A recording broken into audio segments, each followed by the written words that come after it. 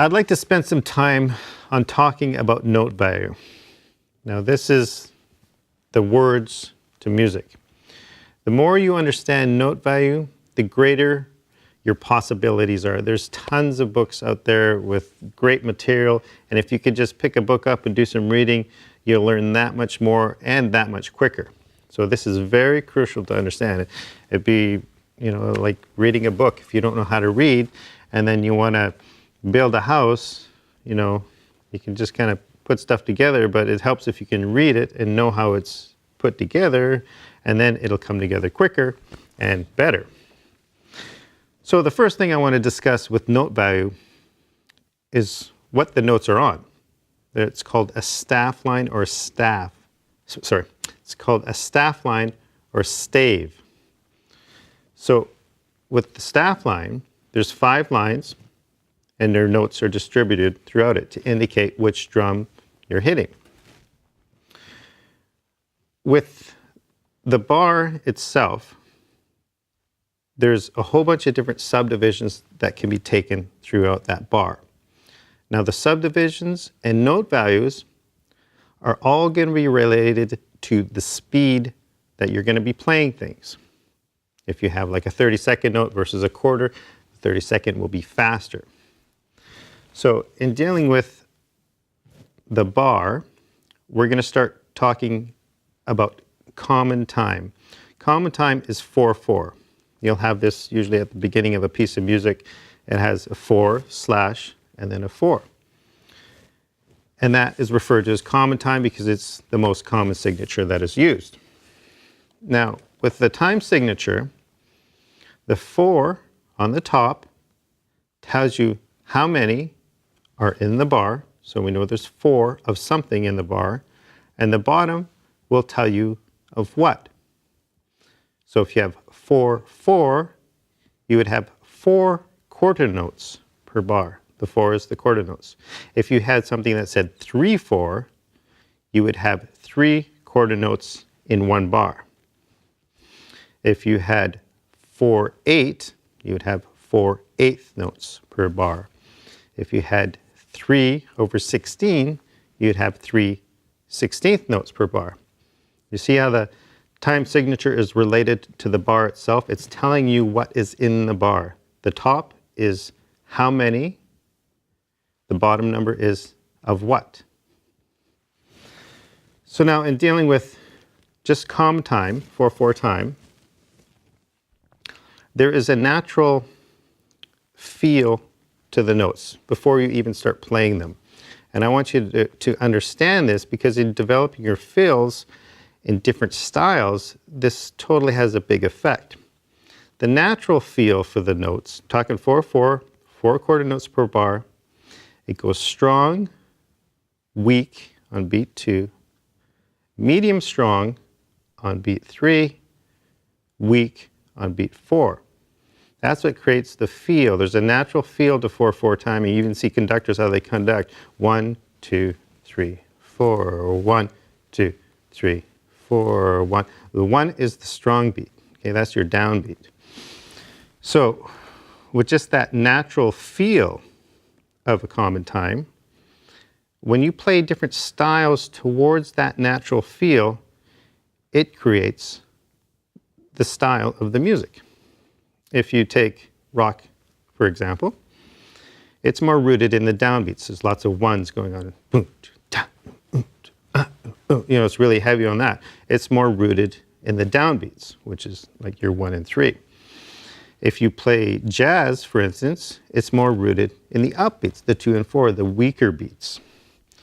So in jazz, you're at times emphasizing the weaker beats, which creates that feel or that tension against the stronger beats. So if you take something like reggae, it's kind of a rock that emphasizes some weak beats. So you kind of start fusing the different styles together on those natural tendencies for the notes. If you look at, just us Caucasians, when we start feeling a song and stuff, you watch how they clap, the people that aren't very musically inclined, and what are they doing? They're clapping on the 1 and 3. 1, 2, 3. But that's not how music's felt, really. It's more released on the 2 and 4. But why are they doing that? Because the natural tendency, the strength of the beat is falling on the 1 and 3. So if you clap on the 2 and 4, it gives more of a release. Sometimes I'll do that when I'm playing, you know, just a regular rock thing. I might be doing a little intro or a bridge section and putting my bass drum on the 2 and 4. It kind of has more release than tension. It releases, and then it'll build up to where I hit the downbeat, which will create more tension. And that's how a basic rock pattern would work, is if you have beat 1 would be like your tension with your bass drum, release on 2 with the snare. Tension, release, tension, release. That's why if you have a pattern, you're playing just your bass drum on the 1 and 3, it's kind of rooted down in there. But then once you put that snare on the 2 and 4, it just releases. Boom, boom, boom, boom. Ga.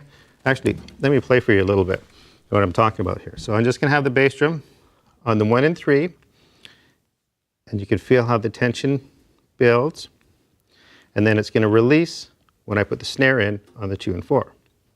It's going to sound like this.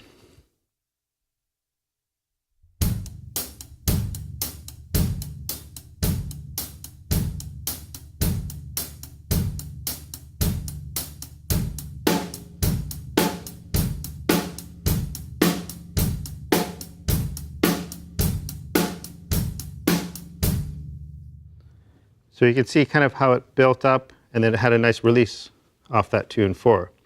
And that's just working with the natural tendencies, the natural energy of the beats before you even start playing. And the whole tension and release idea and concept is, as you keep on repeating things over and over, it builds up tension. And as you do your little fills, whether it's embellishments or a bigger fill, that will release that tension. And then you can continue to develop it. That's why it's nice not to do fills after every 2 bars, every 3 bars, because then the tension's always released, and then it doesn't build up as much. Now, if you're doing a fusion jazz thing, you know, there's all these different dialects in music, so I'm talking general genres here. That's why you want to make sure your phrases, your fills, are more at the end of the phrase, like verse going into a chorus, chorus into a bridge. Again, it will release the tension into the new section. So, like I say, in 4/4, we go strong, weak, medium, strong, weak. Now, if you're dealing with a different time signature, like 3/4, for example, the natural tendency will be strong, weak, weak. So you're always having that do ba ba boom ba ba boom ba ba. That is 3/4. Sometimes people will get confused between what's the difference between 3/4 and 6/8, because you still have that dun dun dun dun dun dun dun. Yes, groups of 3, right? Like if I play a 3/4 for you, I'll play it for you now. It goes like this.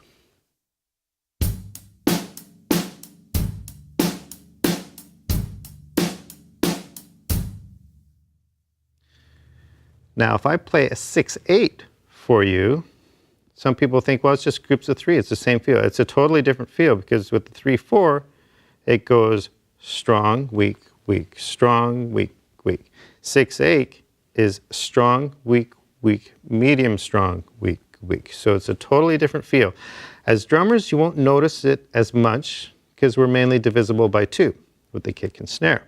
But in writing music and listening to music, if you have a tune that's in 12/8 or 6/8, they will have totally different feels, even though you kind of, as the drummer, you won't notice it as much. So I'll play a 6/8 for you, like this.